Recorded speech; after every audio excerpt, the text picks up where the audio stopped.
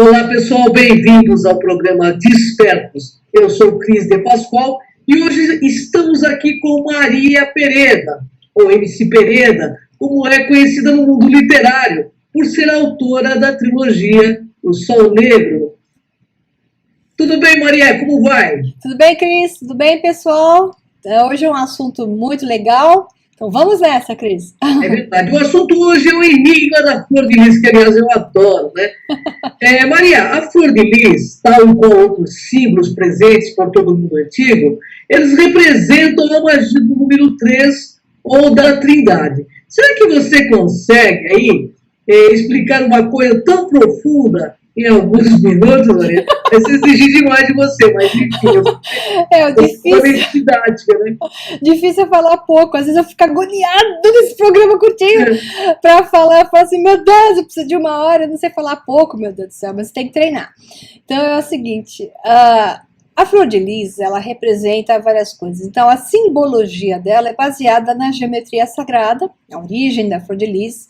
É desde os tempos da Atlântida, depois repassado aos seus descendentes, que eram chamados arianos, né? Ou depois chamados de indo-arianos. E ela significa, sim, a magia do número 3, porque seria a interseção de dois círculos com o centro que houvesse capices ao meio e ainda mais um em cima. Então a geometria sagrada, até dentro daquela flor da vida, que está presente na China, está presente no Egito, né? Eu acho que você viu, Cris, numa das colunas, no templo de Ábidos, no Egito, onde tem até a deusa Hathor, que a Cris gosta bastante, né? Lá você tem a flor da vida, e se você pegar uma unidade da flor da vida, em um módulo você desenha a flor de lis. Então, digamos que a flor de lis são os bits, né, dentro do holograma que representa a flor da vida. E essa interseção de dois círculos em um círculo central significa exatamente o poder do 3, que é a realidade que você vê. A realidade que você vê, ela é uma cocriação. Nesta suposta dimensão onde nós estamos e densidade, o que nós vemos é uma cocriação. Então, 1 mais o 1 é 3. E essa simbologia chamada de tríptica, né, ou trindade, você encontra pela arquitetura de todos os grandes monumentos, desde os tempos antes dos tempos oficiais, na época do Neolítico, né, no Antigo Egito, onde você encontra 3 portais, um maior ao centro, 2 menores nas laterais, sempre se mantém, até nas pinturas onde tem desenhos trípticos, você encontra sempre maior ao centro e 2 menores equilibrados na lateral. Esse segredo, né, a Cris viu muito isso em várias visitas no Egito, esses 3 portais, você tem isso no mundo inteiro. Por que a representação do sistema tríptico, que é a questão da flor de lis? É uma representação onde ao centro é onde está o teu poder, a tua divindade, porque você é o criador dessa cocriação do centro. Então, 2 universos colidem, o terceiro é onde você vê a realidade. Você criou isso, né? Então, ao mesmo tempo, tem a ver também com a Taurus. Então, se você olha a flor de lis, eu sempre falo da estrutura da Taurus, depois eu vou colocar esse filmezinho, eu vou discutir com vocês, você vai ver exatamente uma circulação à direita, uma circulação à esquerda, a Taurus tem esse movimento, e no centro dela, que a Taurus é a forma como a energia se movimenta no universo, existe a coluna do estado neutro, a neutralidade. É por isso também que na Cabala você tem 2 colunas, que são polaridade positiva, polaridade negativa, ou feminino e masculino, e ao centro você tem o estado da neutralidade, considerado um estado onde está centrado o amor, onde estão centrados qualidades, digamos, mais equilibradas, né? Por isso se fala tanto de ir ao centro, encontrar o seu ponto central, encontrar o seu equilíbrio dessa forma. Estou projetando aqui para vocês uma imagem que é do Priorado do Sião. É exatamente a Flor de Lis, com uma imagem estilizada, que ficou famoso, né? O Priorado do Sião, principalmente através dos livros do Dan Brown, o Código da Vinci, onde salientou o Priorado do Sião, e que mais ou menos em 1957 é que ele foi criado ou recriado com o contexto em que o livro mostra em si. Então, essa é uma das imagens que se coloca a Flor de Lis, e o contexto do Priorado do Sião é um outro que a gente pode discutir mais tarde, mas o que vale aqui a pena falar é que os druidas tinham a árvore sagrada, aquela árvore que era dos nórdicos, que eu chamei de Yggdrasil no programa anterior, a árvore da vida dos nórdicos. Os druidas, posteriormente, chamaram ela de Shamrock, a árvore sagrada, que era o formato de um trevo da sorte. Então, a imagem do trevo da sorte está ligada exatamente com esse mesmo desenho, que é o desenho da Flor de Lis, que eu estou projetando aqui de novo para vocês, para ficar mais claro, né?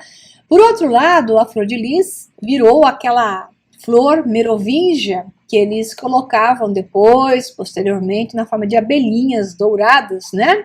E a abelha sempre foi pensada em cima do formato da Flor de Lis, né? Outra coisa também interessante era os chifres de Odin, que era outro desenho parecendo uma triqueta, que está aparecendo na imagem para vocês. A triqueta, que também é um símbolo nórdico, também da trindade, também tríptico, né? Com esse mesmo conceito. A própria suástica, ela foi feita com duas runas Eiwas, que estão cruzadas. Então o pessoal fala assim, a suástica é a roda sânscrita, que está no budismo, que está invertida. Na verdade, não. A suástica foi criada como um símbolo solar, mas um símbolo de proteção, com duas runas Eiwas. Elas são sobrepostas uma sobre a outra, e Eiwas gira para lá. Então, a rotação da suástica é dessa forma, segue a runa Eiwas, né? E assim vai, vários símbolos solares sempre, tanto na Itália, antiga, Roma, Sicília, todos eles sempre com essa simbologia tríptica, né? E por aí vamos. O símbolo nórdico, Valute, até chamado chifres de Odin, são baseados no número 9. E em um dos primeiros programas Desperto, né, da nossa nova série, As Pílulas dos Despertos, nós mostramos, dentro da geometria universal e cósmica, como o 9 é um número totalmente ligado à construção do mundo das formas. O que esses símbolos têm a ver com a Flor de Lis? Exato, tem tudo a ver, porque são derivações. Então, assim, você encontra sempre o 3, depois o 6 e o 9. Então, lembra que eu falei do bits, né? Os bits. Então, ela é um bit dentro da flor da vida. E, da mesma forma, você vai multiplicando bits a mais, né? Então, aí vira bit and bits, né? Que são a mais quando você passa para o 6 e para o 9. Quando você constrói a flor da vida com esses bits, você tem a torus, né, universal funcionando. Então, a torus matematicamente é regida pelo 3, 6 e 9. Eu vou colocar aqui o vídeo da torus para vocês entenderem.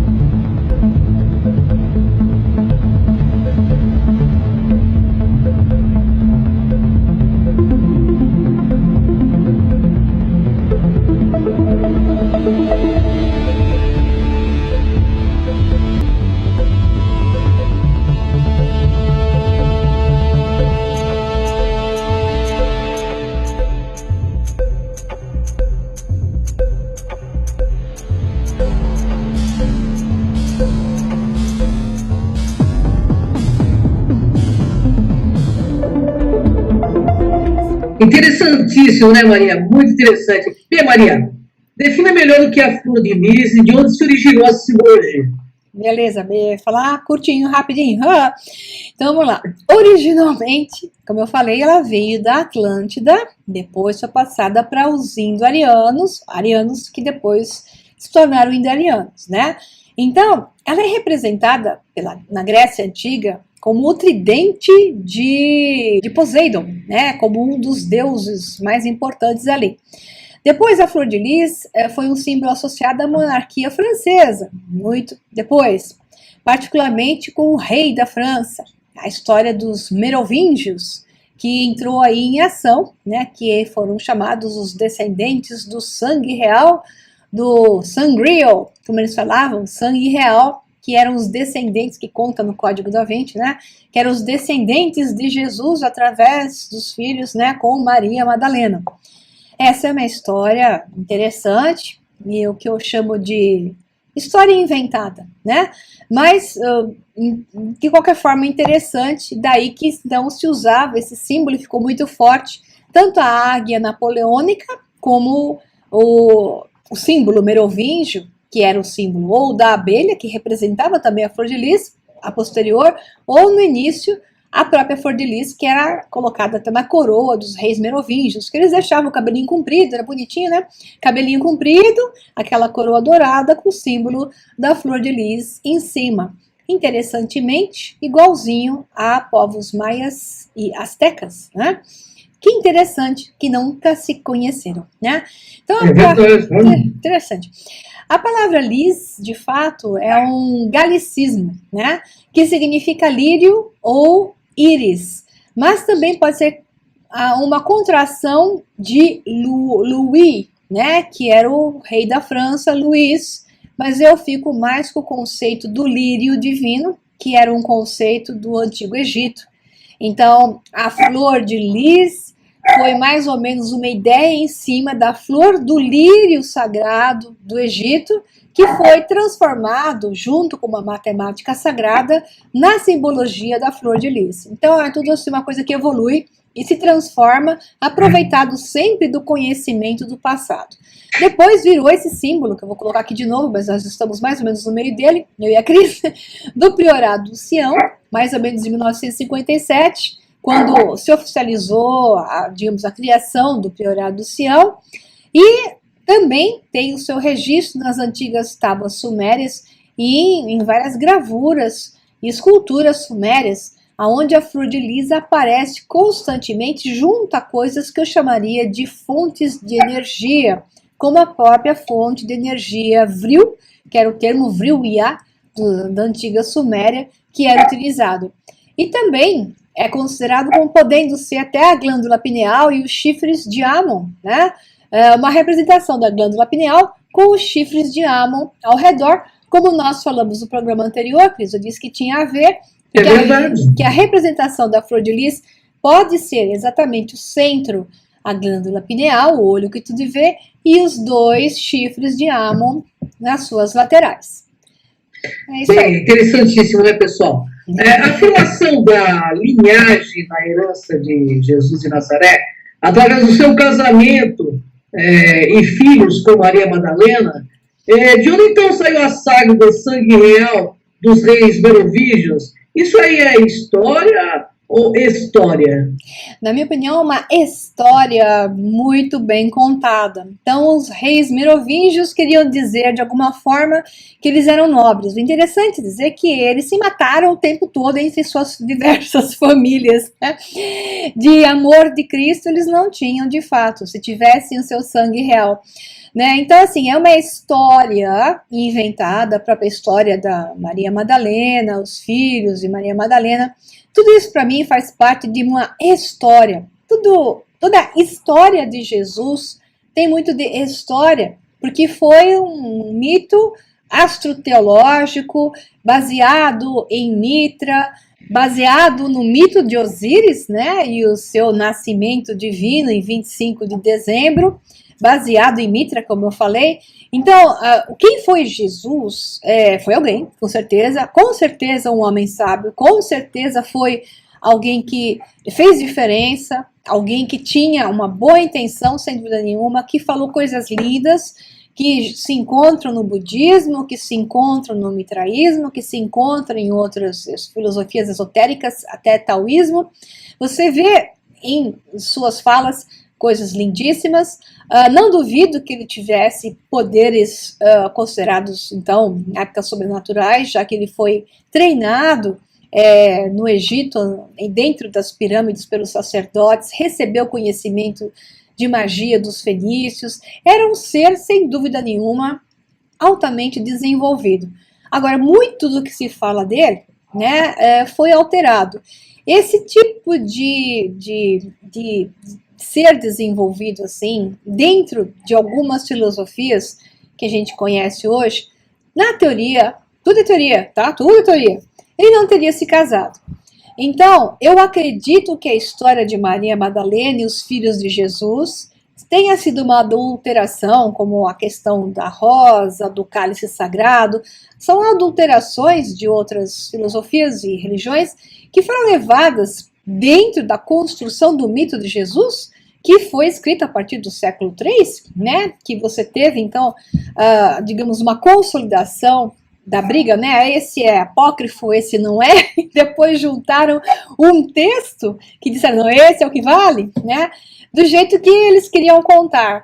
Então, obviamente, depois, alguns reis que queriam mostrar uma linhagem real, já católicos, podem ter inventado toda essa história da linhagem, de sangue real, que para justificar o seu direito a apoderar-se do resto. Então isso começou mais ou menos em 450 depois de Cristo, e até o ano 800 eles foram expandindo territórios, os merovingios, pela Europa, e isso acabou mais ou menos em 870, mais ou menos por aí, quando enfim eles foram derrotados por outros reinos, até visigodos e godos, que são os nórdicos em geral.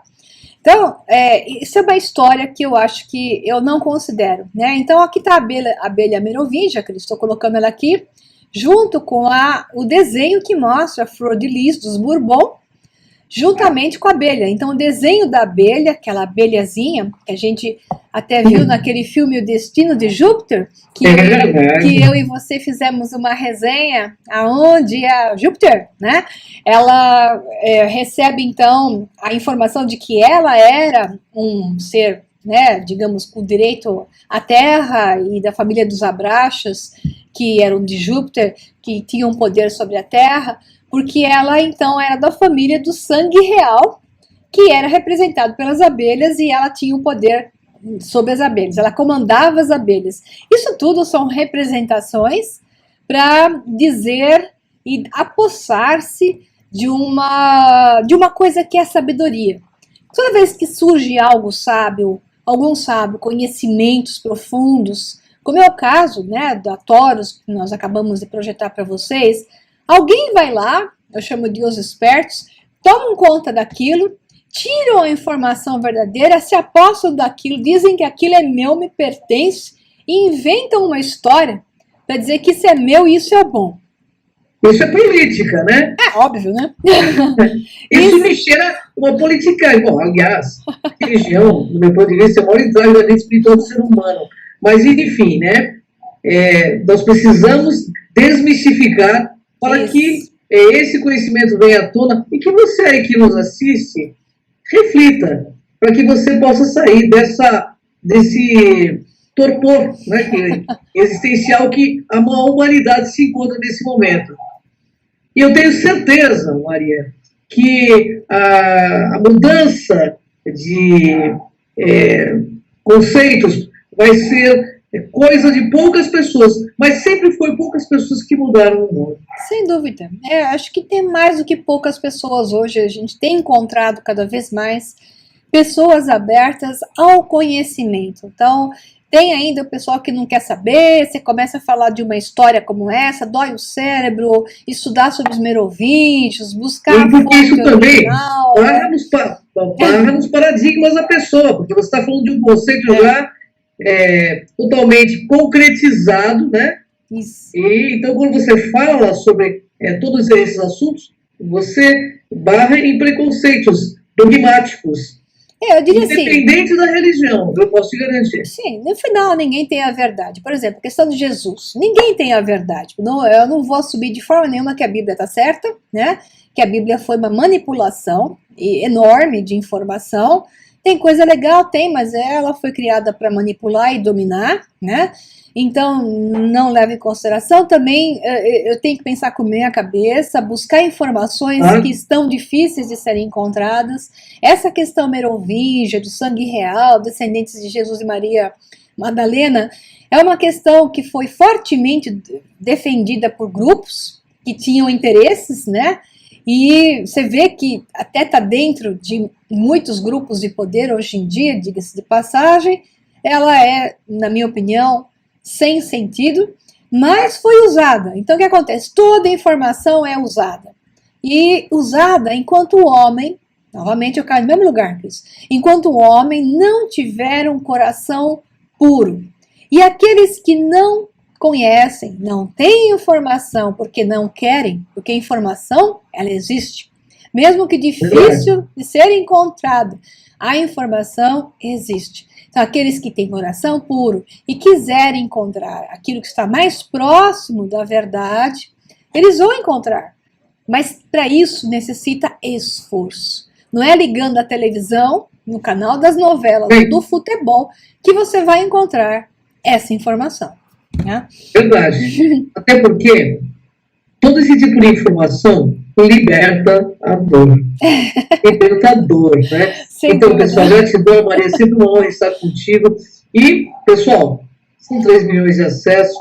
Tenho certeza que você está curtindo muito, tem recebido muitos elogios pelo programa junto com a Maria Pereira aí, com essa parceria nossa aí, para trazer realmente essa semente aí. Se você não despertar agora, uma hora você vai despertar. E, afinal de contas, você tem toda a eternidade. Tem direito de estar onde está, do jeito que quiser. Claro, cada um que faça aquilo que sentir melhor. Esse é o caminho, né? Cada um acha o seu.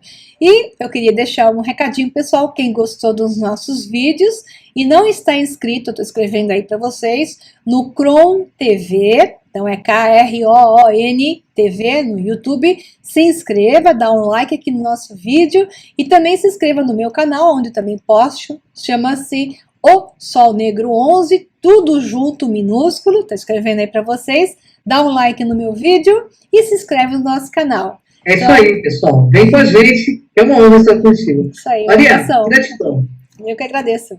Gratidão, gratidão. Até o próximo Despertos, pessoal. É isso aí. Um abração. Tchau, tchau.